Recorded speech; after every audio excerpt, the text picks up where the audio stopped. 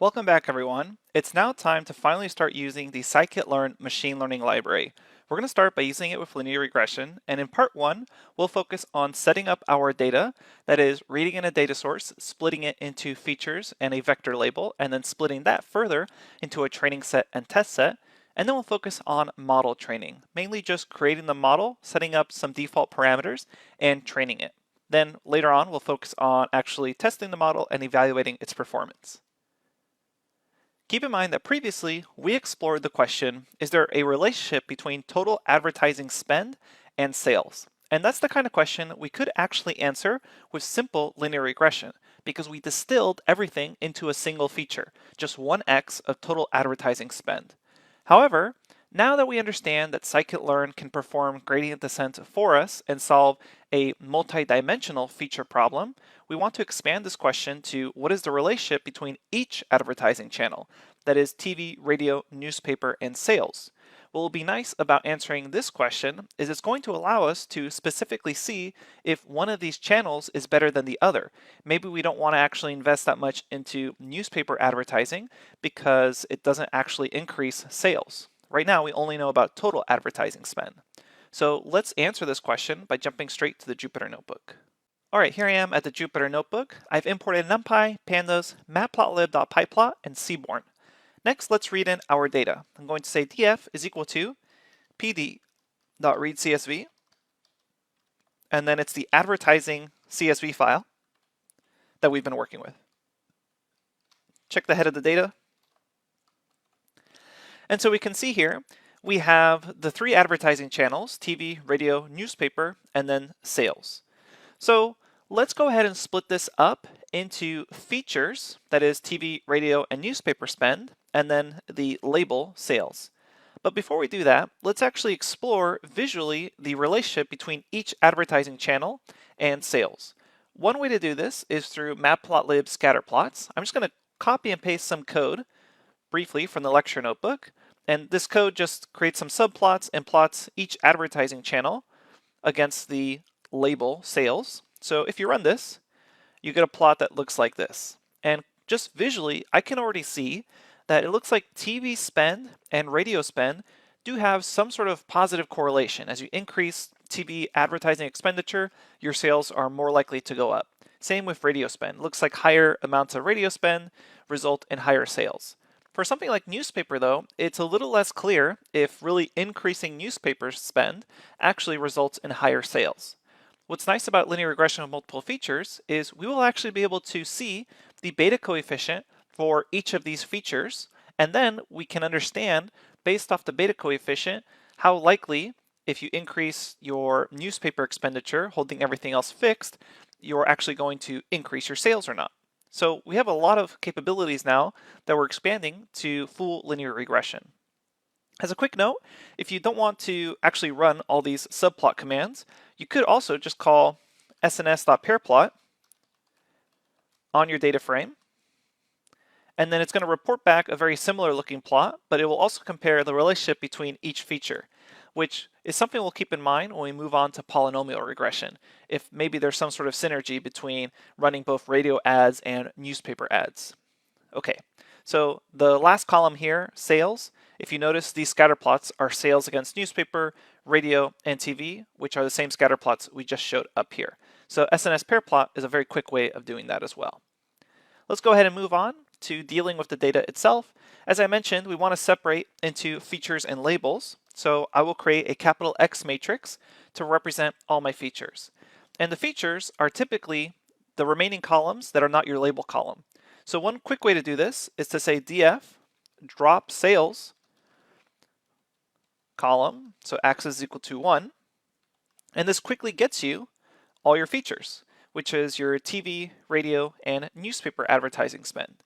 Keep in mind when we later on explore more complex iterations of algorithms, we may actually do some pre-processing to the data, things like standardizing or normalizing your data set. Right now, everything seems to be pretty much at the same order of magnitude, so we won't worry about that for now. We'll just focus on running the train test split and creating and training a model. But keep in mind, later on we're focusing a lot more on feature engineering and data pre-processing. But for now, we'll be satisfied with our X features. And then we need to create also our y vector label. We'll have it be lowercase since it's just a single column to match up with our mathematical notation. And then we'll say df sales column. So now I've essentially separated out the sales column as y and then the remaining features as capital X.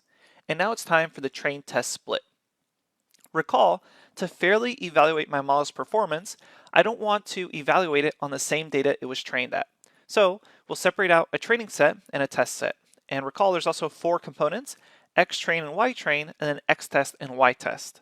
The way scikit-learn does this, as we showed previously in the slides, is we say from sklearn, model selection, import, train, test, split. And what's really useful about this train test split is its documentation string actually has an example of how to use it at the very bottom. So if you call help train test split and run this, you will actually see at the very bottom here a full example where they even create an example X and Y dataset for you. And notice that there's tuple unpacking here for train test split, and then it takes in your features, your Y, and then a test size and random state that we'll explain in just a second. But often throughout the course, when we run our train test split, you will see me just quickly call the documentation string and grab it. So one way to do this as well is if you call train test split and just do shift tab here in Jupyter, you'll probably see me scroll down a bunch of times, and then I will copy and paste this line right here, which saves us a lot of typing. And it also makes sure that you do the tuple unpacking in the correct order. So go ahead and copy this from the documentation string and paste it in here, and then we'll put it all on one line. And then let's explain each of the components. So the way the tuple unpacking works is it first separates out the features, and then it separates out the labels. So this ordering of the tuples always has to be in xtrain, xtest, ytrain, ytest order. Train test split is always going to return it in that order, which is why it's just easiest to copy and paste from the doc string than actually filling this out manually. So we have xtrain, xtest, ytrain, ytest, the 4 components we previously discussed. And then what we do is we pass in all our features first, then the corresponding y label, and then we have the test size. The test size parameter just asks you what percentage of the data should go to the test set. And by convention, people often choose either around 30% or 20% of the data to go to the test portion. Later on, we'll have much more in-depth discussions on more advanced ways of choosing this test size. But for convention purposes, we'll just say that we want 30% of our data to be left out and put into the test set. Then there is the random state variable. This is very similar to setting a random seed in NumPy. Right now it's set to 42, which is just an arbitrary number choice. In fact, it's a reference to Hitchhiker's Guide to the Galaxy. But throughout the course, we often use 101. Keep in mind that this actual number choice doesn't really matter, it's just arbitrary. What does matter is that you make sure it's the same value if you intend to use multiple algorithms and compare their performance. Later on, as we learn more machine learning algorithms, we want to make sure that if we're comparing one algorithm to the other, that they had the exact same train test split to make sure that one algorithm didn't get a very lucky split. The other reason that we have a random state here is because what scikit-learn is going to do when it calls train test split is it's actually going to shuffle the arrays first. So you'll notice here that it actually is calling a shuffle split.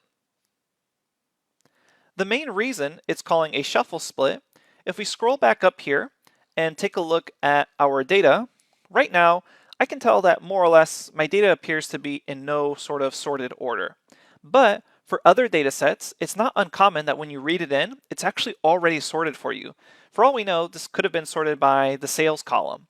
What we don't want to do is, if our data set is in some sort of order or sorted, is grab the first 70% of the rows for the train set and then the last 30% for the test set. Instead, we want to make sure that we shuffle everything first and then grab the 70% and 30%. That way I don't have an accidentally ordered data set and the test set happens to be all the highest sales and the training set is the lowest 70% of sales. That could be really dangerous as far as fairly evaluating and training your model. So instead, we just alleviate any issues with that by shuffling the data set first. And that's why there is a random state within train test split. It's just the random state for the shuffling before you actually perform the splitting between the train and test set. So let's run this. And now we have xtrain, xtest, ytrain, and ytest.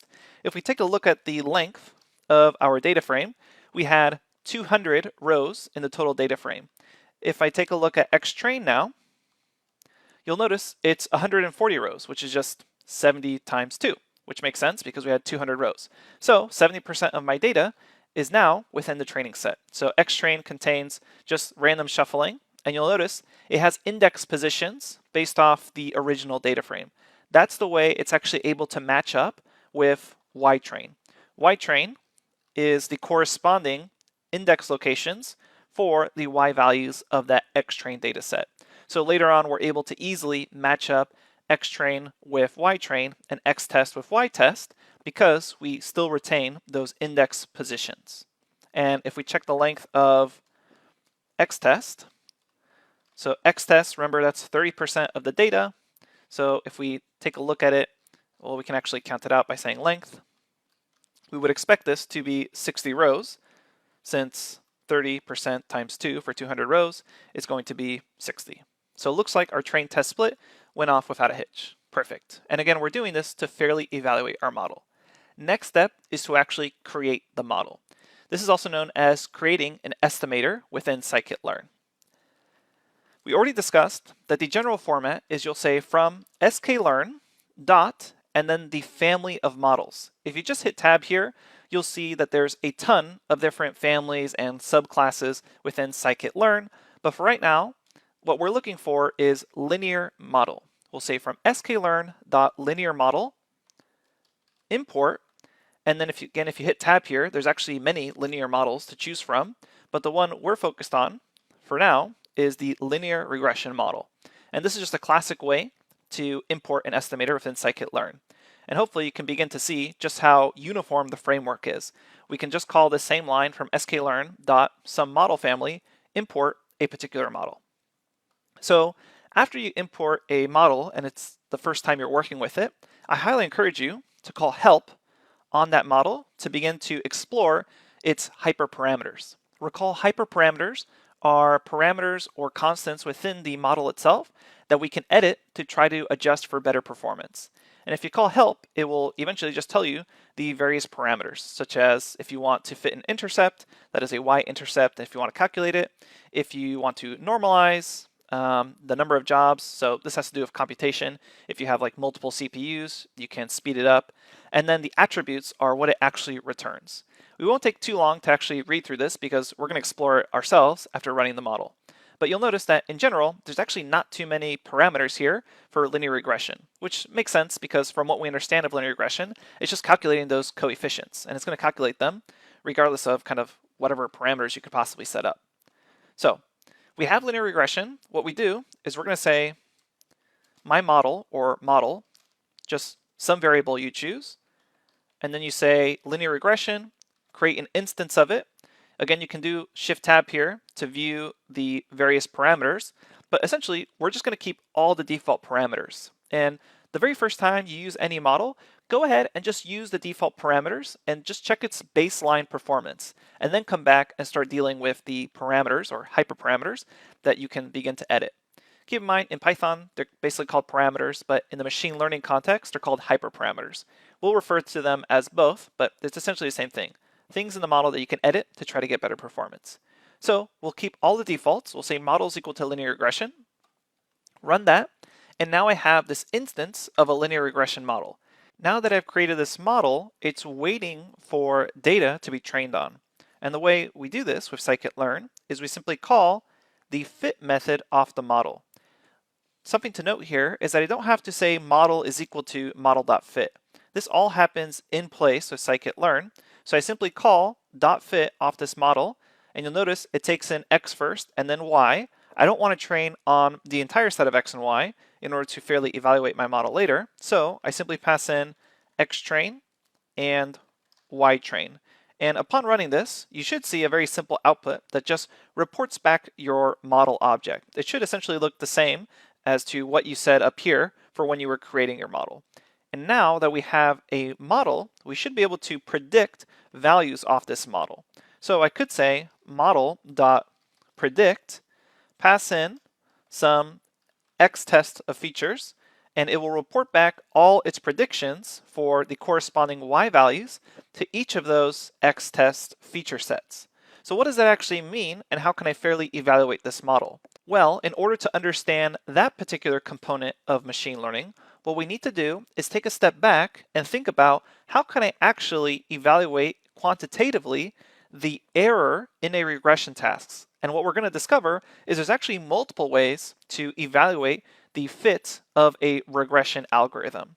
So in the next lecture, we're going to take a little bit of time to discuss performance evaluation on regression tasks. Then we'll come back to this notebook and actually perform the evaluation with scikit-learn. I'll see you at the next lecture.